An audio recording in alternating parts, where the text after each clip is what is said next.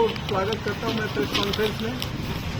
और सभी लोग साथ में हमारे काम किए हुए आप लोग जानते हैं कि सिंगरौली में लगातार हम लोगों ने संघर्ष किया। बीते 6-7 वर्षों में एक ऐसा वक्त आया जहां पर हम लोगों ने हर जगह पर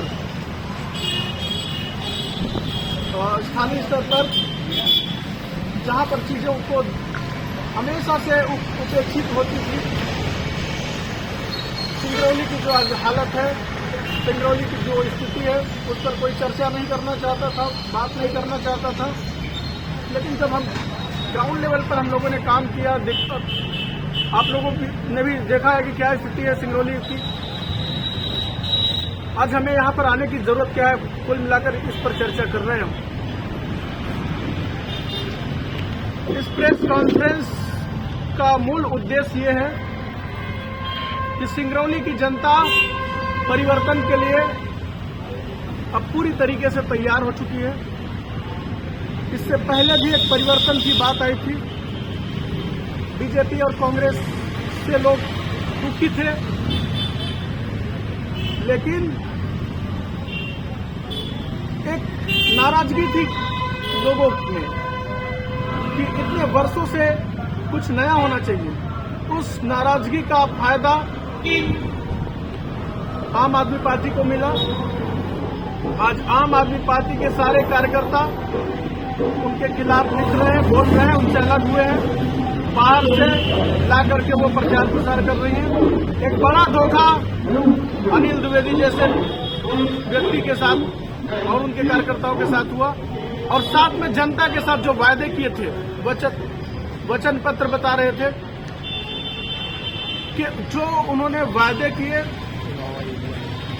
उस वायदे में एक भी काम अगर आप लोग जानते होंगे कि हुआ हो तो बताएं। कुल मिलाकर के जनता में व्यापक रोष है। नगर निगम में कमीशन का वही खेल चल रहा है। सत्ता आते ही भाजपा से हाथ मिलाकर के जिस तरीके से काम कर रहे हैं, वो जनता में काफी नाराजगी है। पूरी तरीके से जनता इसका जवाब देगी, जिसके कारण हम लोगों ने अपनी बात में रख रहा हूं, जहां भी हम लोगों ने आवाज उठाया गया, वहां पर जनता उपेक्षित रहती है। नई चीजें ये है कि जनता भरोसा करे तो करे किस पर, क्योंकि बिना राजनीति के, बिना कोई अपने पावर के, हम मीडिया में रहकर चीजों को दिखा सकते हैं, सिर्फ बात रख सकते हैं, लेकिन उस पर इम्प्लीमेंट नहीं कर सकते, लागू नीतियों को नहीं बना सकते हैं। उसका बनाने का काम जनप्रतिनिधि का होता है। और जनप्रतिनिधि जब ईमानदार हो, काम करने की इच्छा शक्ति हो, तो वो बहाने नहीं करता है कि हमारी तो कोई सुन नहीं रहा है, मेरी कोई सुनवाई नहीं हो रही है। आपकी बराबर सुनवाई होती है, आप कमीशन बराबर ले रहे हैं, अपने जो आपके झंडा उठाने वाले हैं उन लोगों को के लिए दे रहे हैं। आज वही पैसा प्रचार में खर्चा हो रहा है, बांटने का काम कर रहे हैं। लेकिन हम एक ईमानदारी से यहाँ पर आए हुए हैं, जनता के सहयोग से चुनाव लड़ रहे हैं। स्टाम्प पेपर पर हम लोगों ने लिख कर दिया है बाकायदा कि इतनी बार धोखा हुआ है जनता के साथ। हमने स्टाम्प पेपर पर बाकायदा लिख करके दिया हुआ है कि मैं अतुल कुमार दुबे, पिता श्री लक्ष्मी चंद दुबे, उम्र 31 वर्ष, ग्राम हनुमान मंदिर रोड, बहन, तहसील सिंगरौली का निवासी हूँ। यह कि मैं विधानसभा क्षेत्र 80 से स्वतंत्र निर्दलीय प्रत्याशी के रूप में चुनाव लड़ रहा हूँ। यह कि हम किसी जाति, धर्म, वर्ग, भाषा, स्थान के आधार पर बिना भेदभाव किए पत्रकारिता के दौरान हमेशा से सहयोग किए हैं। और आपके द्वारा जो आज मौका जनता देगी, तो इसी तरह आगे 24 घंटे 5 साल पूरा एक फोन पर सहयोग मिलेगा। इसमें कहीं कोई संदेह नहीं है, क्योंकि आज जनता की कोई सुनवाई करने वाला नहीं है। वो कहते दिए कि हम ये करेंगे, इतने सारे वायदे, इतने सारे नई पार्टियां घोषणा पत्र जारी कर रही हैं। आप मेरा ये कर्तव्य पत्र पढ़िए, 1 साल पहले बनाया हूं मैं, एक एक जगह जाकर, एक एक जगह की स्थिति दिखाकर। आज इसी का फोटोकॉपी सारी पार्टियां कर रही है। आप अच्छे से टाइम निकाल के पढ़िए, इसका कॉपी कटिंग कर करके निकाल करके आज पैसों के बल पर निश्चित तौर पर प्रसार कर रही है। लेकिन ये जनता तक 1 साल पहले पहुंच चुका है, क्योंकि ये आवाज उन्हीं लोगों का है। तो हम लोगों ने बाकायदा शपथ पत्र दिया हुआ है, कर्तव्य पत्र में कहीं कोई सुनवाई कहीं कोई संदेह नहीं है। जब आप 24 घंटे जनता की सुनवाई करेंगे तब तो काम करेंगे ना। वायदे तो बड़े बड़े हो गए, लेकिन चुनाव जीतने के बाद कोई आता नहीं है। तो इसलिए हम लोग पूरी तैयारी के साथ, जनता के सहयोग के साथ, जो आज जनता ने हमें सपोर्ट किया है उसके आधार पर चुनाव लड़ रहे हैं और जनता के साथ पूरी तरीके से रहेंगे और एक कर्तव्य पत्र हम पूरी तरीके से पालन करने का प्रयास करेंगे सबके साथ मिलकर। कोई सवाल होती है?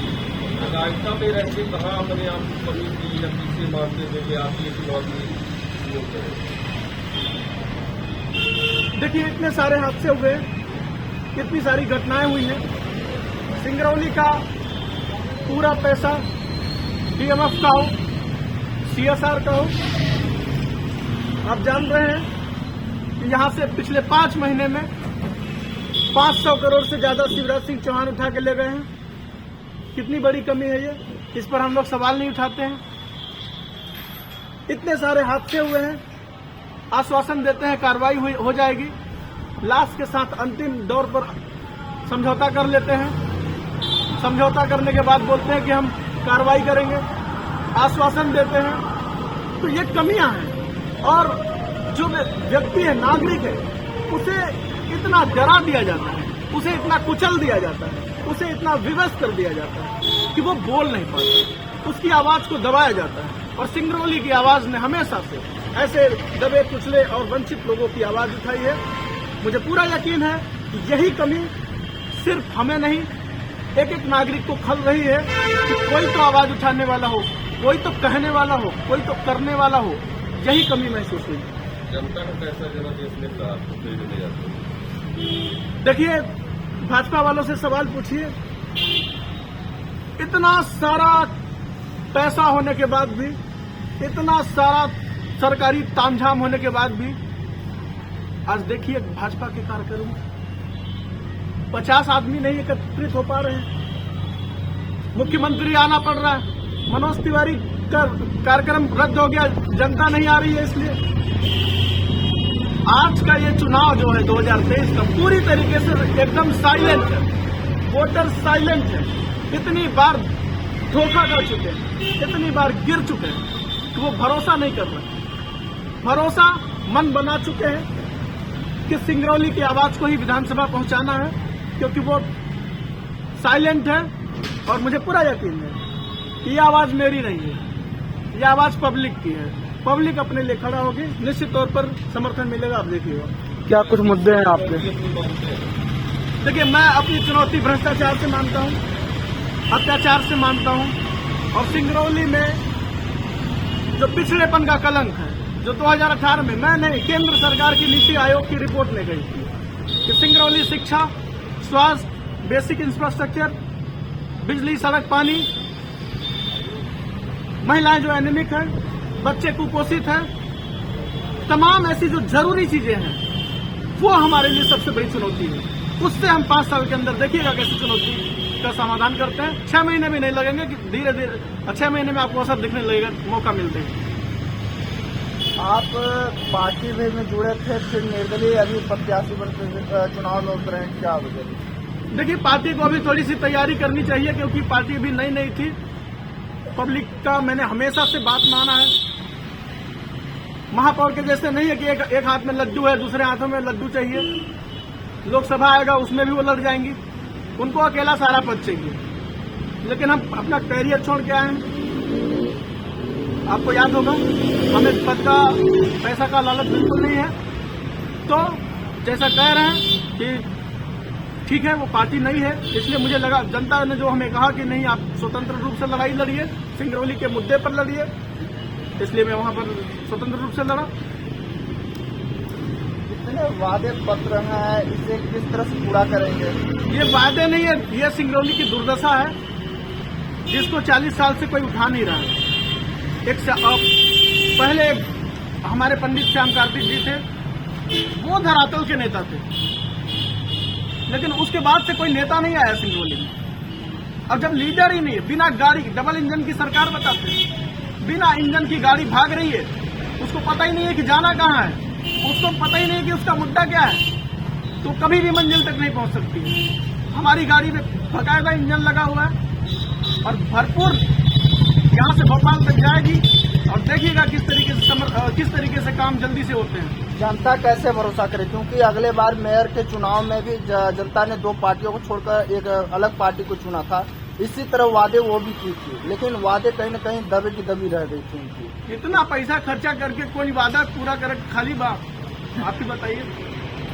वादा तो तब पूरा होता है कि जब ईमानदारी से चुनाव करेंगे। चुनाव के समय में आप नेताओं की गुलामी करने के लिए नहीं जाएंगे, आप पैसा के पीछे नहीं जाएंगे, आप दारू के पीछे नहीं जाएंगे। तो जो सिंगरौली का CSR का पैसा है, DMF का पैसा है, विधायक निधि होता है, खजाना भर जाएगा पूरा, और वो खजाना पूरा जनता पर लुटाएंगे हम, और निश्चित तौर पर वो पूरा सेवा होगा उसका। यही साधारण सी बात है। अगर जिसको चोरी नहीं करना है, जिसको बेईमानी नहीं करना है, जिसके मन में कोई इस तरह का काम नहीं है, तो वो करेगा ही। बाकी पार्टियों को देखिए, अभी चुनाव जीते नहीं, गुंडागर्दी करने लगे, बता रहे हैं कि 80-80 पत्रकारों को पैसे दिए हैं, 100 को खाना खिलाया है। इनकी दादागिरी देखिए। इससे पहले 15 महीने की कांग्रेस की सरकार थी, सारे रेत खदानों में बालू की चोरी कौन करता था? बता रहे हैं कि युवाओं को नौकरी देंगे। किसी को भत्ता दिए थे क्या कांग्रेस की सरकार नहीं आई थी उस टाइम पर? सबको सब मौका मिला हुआ है और ये मौके का इंतजार कर रहे हैं कि जैसे ही मौका मिले फिर से लपक ले, कोई बालू लपक ले, कोई डीजल लपक ले, कोई कोयला चोरी करे। ये लोग, इन लोगों का यही लक्ष्य है। चुनाव आते ही सरकार फ्री की रेवड़ी बांट रही है, क्या कहेंगे इस पर आप? मुफ्त की रेवड़ी बहुत नुकसान करती है। अभी मेरे को आशा साकिब का फिर फोन आया था, बोला उसका पिता बोल रहा है कि मुझे बच्ची को भोपाल भेजना है, भिजवा दीजिए, मुंबई भेजना है, भिजवा दीजिए। अब हम कैसे भिजवा दें?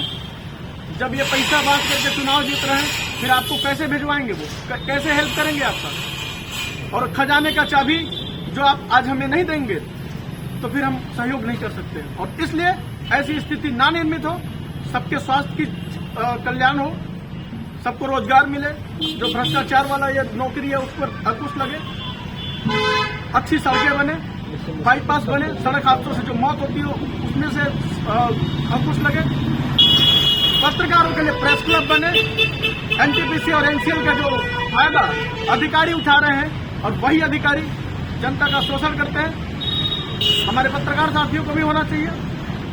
और जो हमारे सिंगरौली का नागरिक है उसका भी लाभ मिलना चाहिए। सूर्या भवन में केवल दिल्ली और भोपाल के नेता नहीं बैठने चाहिए, स्थानीय स्तर के लोगों को, विस्थापितों को उनका अधिकार मिलना चाहिए। सिंगरौली के मतदाताओं को थोड़ा थोड़ा लोभ दिया जा रहा है, इस पर क्या कहेंगे? अपील क्या करेंगे आप? अपील बस मैं इतना कहना चाहता हूं कि बस ये आखिरी मौका है, ऐसी लड़ाई कोई लड़ेगा नहीं।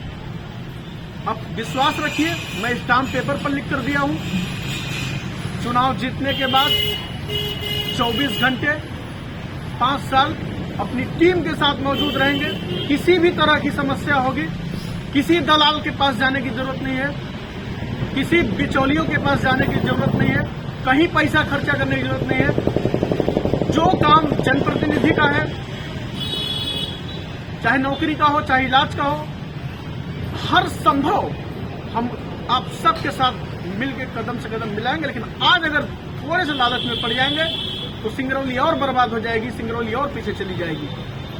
क्या कुछ प्रमुख मांगे हैं, क्या कुछ आपका मुद्दे प्रमुख है? प्रमुख मुद्दा प्रायः ये है कि सबसे पहले एक अच्छी स्वास्थ्य की व्यवस्था होनी चाहिए, क्योंकि सब जानते हैं सिंगरौली वासियों का घर बिक जाता है इलाज के लिए, जमीन बिक जाता है, वो कर्जदार हो जाता है, और कोई भी सुविधा इस अस्पताल में इतना लड़ने के बाद भी अभी तक नहीं है। आप ये जान के नहीं पता तो पता लगाइए। बहुत खतरनाक स्थिति है स्वास्थ्य व्यवस्था को लेकर के, चाहे बच्चों को हो, महिलाओं को हो, या किसी भी व्यक्ति को, छोटी छोटी सुविधाएं नहीं है इस अस्पताल में।